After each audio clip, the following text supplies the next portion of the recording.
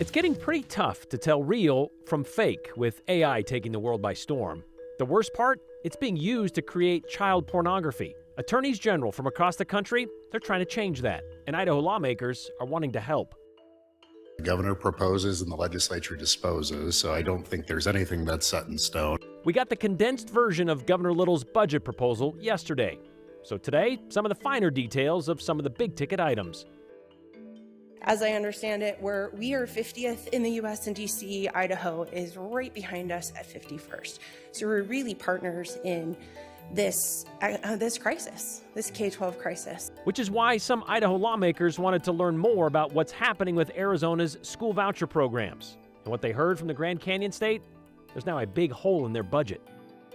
You can tell the AI to pretty much create anything, and it's horrendous, some of the things that we're seeing out there. A little more than a year into his term, Idaho Attorney General Raul Labrador has built a brand around his Internet Crimes Against Children unit. It's a group focused on finding child predators in our state and prosecuting them to the fullest extent. But the AG's office says some of these people aren't just exploiting children, they're also taking advantage of a loophole in the law. Sure, there's a fun side to artificial intelligence where someone can say, generate an image of, I don't know, how about Buster Bronco surfing in Hawaii? There you go. I know that isn't him, but obviously you get what you pay for. It's a free service. There's also a dark side, though, to AI, where it can and is being used to generate pornographic images all across the internet, and in some cases, child pornography. Along with attorneys general from all 50 states, Labrador says the feds need to do something about it. And today at the State House, a pair of Idaho lawmakers say it's time Idaho does something about it, too. Here's Andrew Bartline. The tone turning through the House Judiciary and Rules Committee found footing before wasting even a single day of the young session. We're going at this hard because we want to be out of here by the end of March. Promptly sending the committee head, Chairman Skog, to the hot seat. when you're ready. We have a problem with artificial intelligence where you can now look at an image and it looks like a real child. And you can't tell the difference in child pornography of a real child or it's artificial. Under current state law, AI-generated child pornography is not included in the list of banned exploitive materials. If it's AI, it's no crime. Republican Representative Bruce Scott says child predators can and do use this as a loophole. So this is what this law hopefully takes care of, is to criminalize depictions of children where you can't tell if that's a real child or not as child porn. That's because AI gets better the more it learns. Like most applications, AI needs real content to learn from and replicate, meaning real child porn is used to create the AI content. Clearly, child pornography is evil and it's our job to restrain it. Idaho Attorney General Raul Labrador flagged this concern last summer. He signed a letter with all 50 states and several U.S. territories to ask for federal help in an ever-changing landscape. This is going to get a lot worse before it gets better if we don't do something now, and we'll probably still continue to play catch-up. The bill actually catches the state up on several fronts and knots multiple loose ends. That includes protections for law enforcement to do their jobs. Technically, right now, our ICAC investigators, Idaho Crimes Against Children, they could be in possession of this while they investigate it, and they could technically be prosecuted. And so this clears that up. Skog sponsoring the bill alongside fellow Republican Representative Dory Healy. They want to make artificial child pornography possession a felony. Does it have to be a complete generated AI image of the entire person, or does it also cover partial AI of a person? If it appears to be an actual child, this bill covers that. And there's an exceptions for cartoons and drawings. Those don't apply. Judiciary and Rules is following a strong track record. Last year, I think every bill we passed out of this committee became law. And setting the stage today for an early parallel push. This should be very bipartisan. I've had both Democrats and Republicans say, please run this bill. And we are.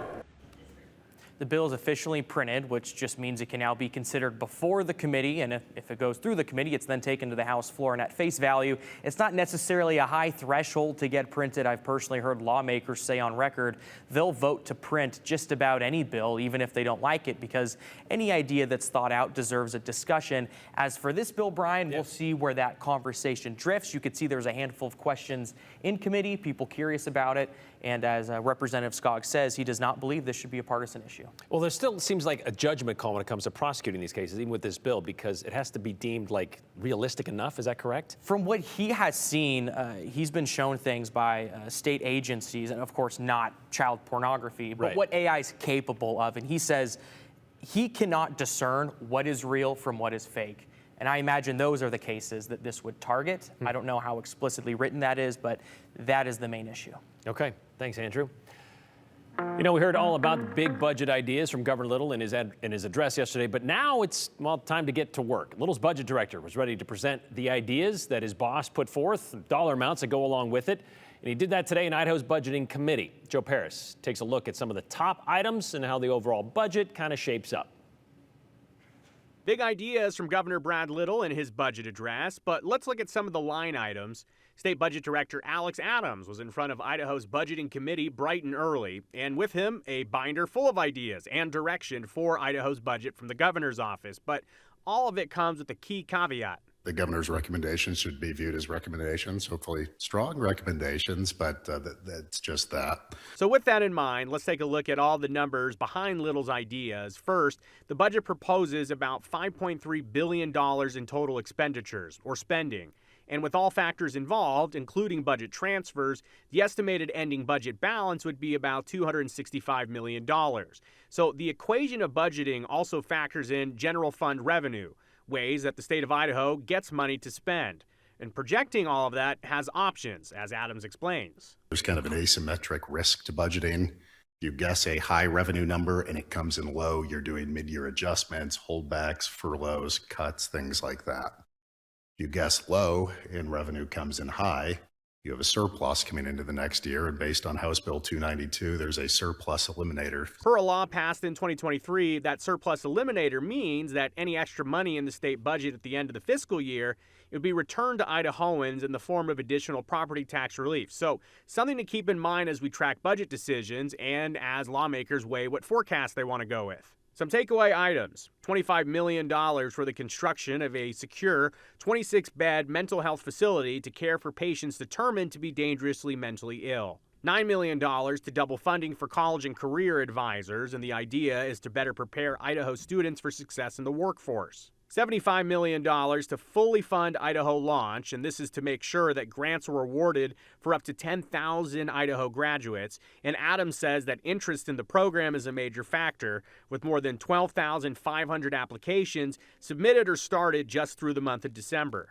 $6.6 million in funding is outlined for the response to invasive quagga mussels, and the money is needed for ongoing prevention and monitoring of the invasive species. $4.6 million in the public safety arena made available for ongoing public safety items. So in the chance of an economic downturn, Idaho State Police troopers are fully funded for vehicles, body armor, and gear. And the major headline item out of the state, a proposal to increase funding by $200 million annually, $2 billion over the next 10 years, to make sure that all school districts have the resources they need to fix up buildings. This is going to require a policy bill, and the governor's been in and around the body since the 1970s when he interned in this very room in JFAC and calculated by hand fund shifts.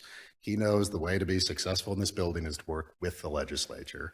With everything said, Adams set the table for negotiations between the executive and the legislative branches. Anything in this budget is something that can be changed by the legislature, and we're happy to work with you on those things.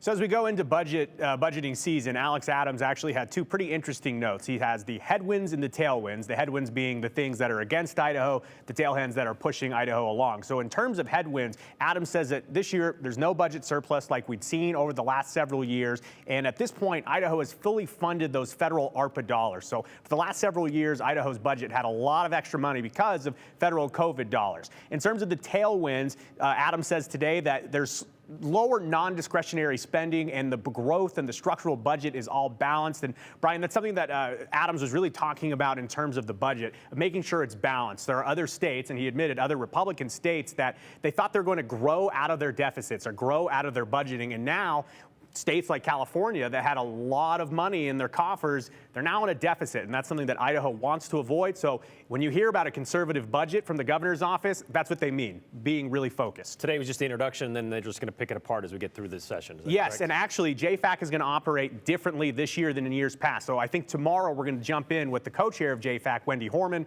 to talk about the new processes. All right. Thanks, Joe. All right, a tad late, but, well, winter has finally arrived and it's coming in with kind of, well, a little bit of what it didn't bring before. Today's 411 is all about the good and the bad of the slippery snow that's out there. Here's Abby Davis. Thinking of hitting the slopes tonight after the fresh snow? Then you're in luck because Bogus Basin Road is back open. Earlier today, the road was closed because of a fallen tree. The lifts are back open too after a brief pause due to lightning. Yep, it's been a weird weather day. Speaking of road closures, the Ada County Sheriff's Office says the almost 2 inches of snow we got in the valley overnight caused 22 crashes and 6 slide-offs early this morning. No word on any injuries. We're supposed to have similar weather for tomorrow's commute, so be careful and drive safely. The winter weather is also causing avalanche warnings. Sawtooth Avalanche says large human-triggered and natural avalanches are expected this evening. There are avalanche warnings for the Sawtooths and West Smokies and Soldier and Wood River Valley Mountains. You can check sawtoothavalanche.com for the latest information. That's the 411 on the 208. I'm Abby Davis.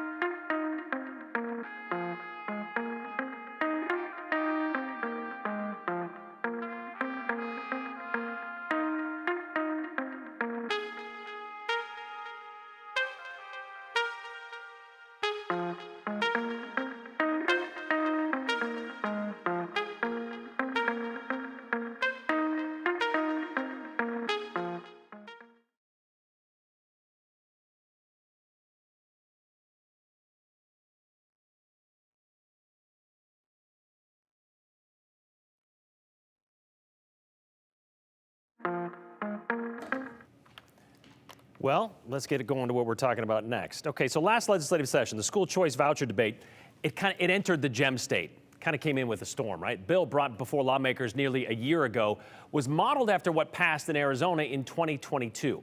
A $20 million universal voucher program would give parents $6,000 per student and the freedom to send those students to any school they wish or teach them at home. Questions about accountability, public money being used for private education, and taking money away from the state's public school budget, that kind of helped kill the bill in committee. But we knew another version would be back this session, and it has. Last week, Senator Lori Den Hartog from Meridian and Representative Wendy Horman from Idaho Falls, they made it clear they planned to introduce a tax credit program. So not a wide open education savings account where families are cut a check from the state, but a credit families can claim on their taxes to offset the cost of their kids' education. Yes, even a private school education. This version would be capped at $40 million and be on a first-come, first-served basis. Knowing this would be coming, Idaho Business for Education held a forum on the very first day of the legislative session, that'd be yesterday, to learn lawmakers on the impact a voucher or a tax credit program would have on a state. So who do they turn to tell this tale? Arizona, who after a full year of offering universal vouchers is facing a $400 million budget shortfall. 1 year after enjoying a surplus, by the way. But this budget impact isn't something new to Arizona, since they've been a playground for school voucher lobbyists since the 1990s.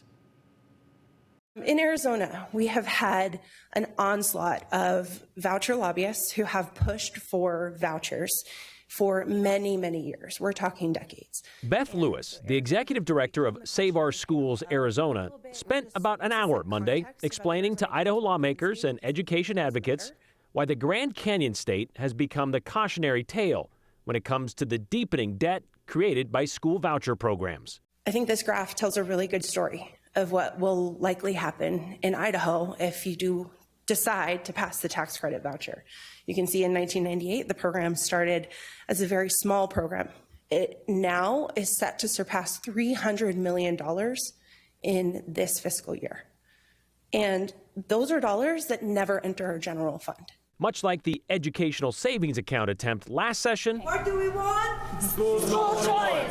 this session, Now. lawmakers want to give Idaho families more options when it comes to their kids' education and have the state pay for it with a $5,000 tax credit. It's a list of eligible education expenses, including tuition and tutoring, transportation, all kinds of things related to education that parents might incur expenses on. Lewis says whether it's a tax credit or a voucher program, and this is not what was projected, funding is underestimated and accountability is lacking. In our state, the legislation is very subjective. It's written in a wide open manner. And so our ADE is tasked with determining what is educational. Answering questions, Lewis explains why the bang hasn't been worth the buck. Are there states that can point to success? Because I anticipate having these discussions with other folks who might support this. Can they point to states that are seeing success with this kind of program? No. I mean, all of the data shows that this is not successful. All of the research shows that the academic outcomes are subpar. Well, how do they defend what is happening with the budget? Right now, we're really just seeing a lot of folks putting their heads in the sand and just sort of pointing fingers and saying, oh, no, it's just going to pay for itself. It'll be fine. Lewis said public schools suffer under such programs, especially in remote parts of the state. For her, the question of state-supported public education is more about the common good. And a lot of folks will say, well, these are my taxpayer dollars. I should get to have them back and use them as I see fit. You'll hear that. I really like to apply that to fire, public safety, highways. I haven't used the fire department in 10 years. Should I get my money back? Lewis told the room yesterday the average household in Arizona is only putting in about $1,300 a year into the K through 12 general fund. But those in the voucher program, well, they're taking back $7,000 per kid, which is why the universal voucher program in Arizona, originally projected to cost $65 million a year, well, in just 2 years, for 2024, that estimation is nearly $1 billion. We haven't yet seen the details of what is being proposed in Idaho this session, other than being told about the $5,000 per family, a $40 million cap, with another $10 million set aside for low-income families. But when that bill is officially introduced in committee, we will dig further into it.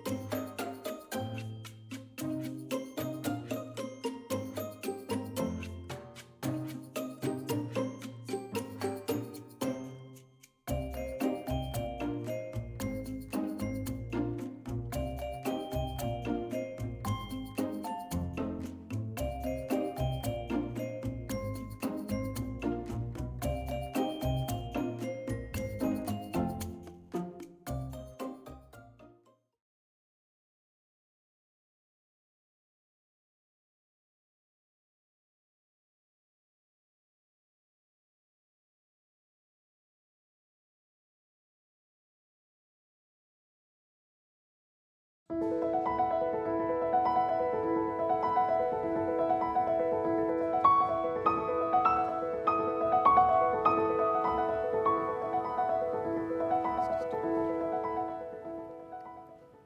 I'm starting out in the Stanley area with the latest shot up there with some of the snow that's coming through. This, of course, 2 o'clock this afternoon. You see the snow off and on for Stanley. Of course, they could receive about another 5 to 8 inches of snow up in Stanley. This is Sun Valley, looking for a little less, but probably somewhere between 2 to 5 inches. It's been snowing on and off through the day.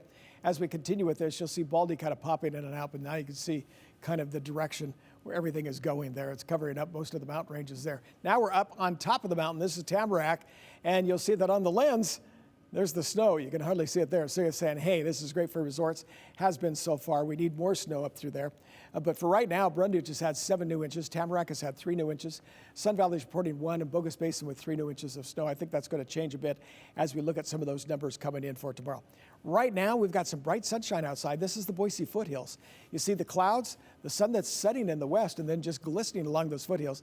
You know, sometimes that's just the prettiest time of year when you take a look at that. Of course, I've got to say, summer, fall, we've got some of those gorgeous sunsets around the area. But let's talk about what's going to happen with this next storm.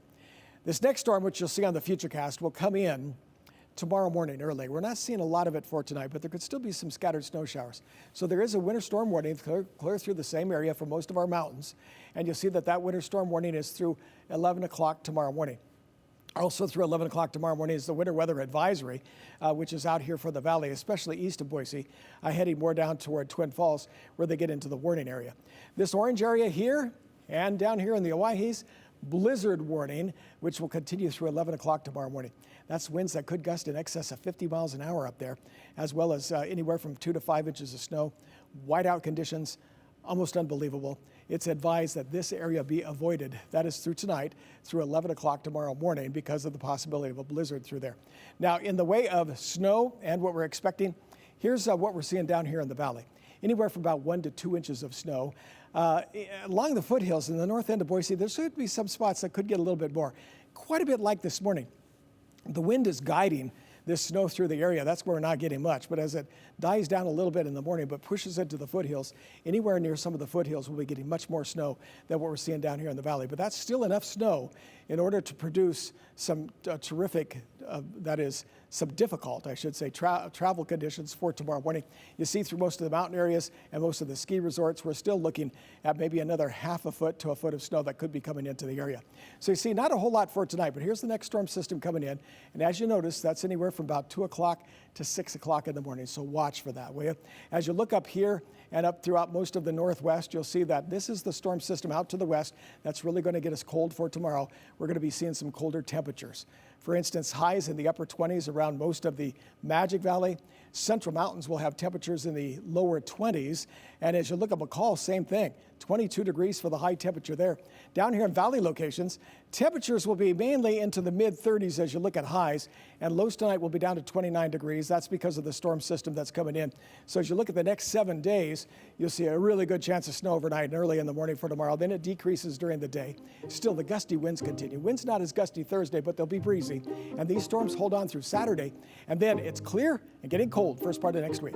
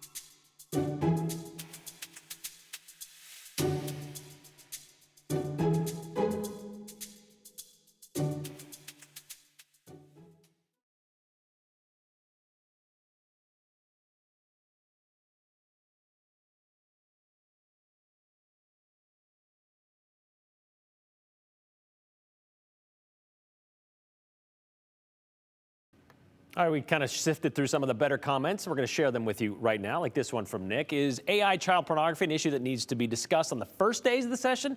Doesn't the average Idahoan want our elected officials tackling issues that affect us day to day? Low-income housing, education, public health, infrastructure, taxes, not issues that would prosecute maybe tens of people. Well, I guess you want to put forth those things you know are going to pass and do well, get those out of the way, because there's still a lot of details that have to be worked out with, like the public health, the infrastructure, the taxes, education. So I guess not want to just sit there and do nothing while you work those details out and just get some stuff done. Why isn't all forms of child pornography a death penalty if convicted, asked Larry? Well, right now in Idaho, it's up to 30 years in prison for sexual exploitation of a child. So they can change that, I guess, if they wanted to. If parents want to send their children to private schools, the Idaho taxpayers should not be paying for it. We have an education budget for public schools, not private schools. Although a ruling in Montana said that Blaine Amendment that a lot of states have kind of goes out the door. If you're going to give money to some schools, you got to give money to use in every school. But the key is they give it directly to the parents, or at least that was the plan. But we'll see what happens with this one. Who knows? We haven't seen the details yet. When we do, we'll share them. See you tomorrow.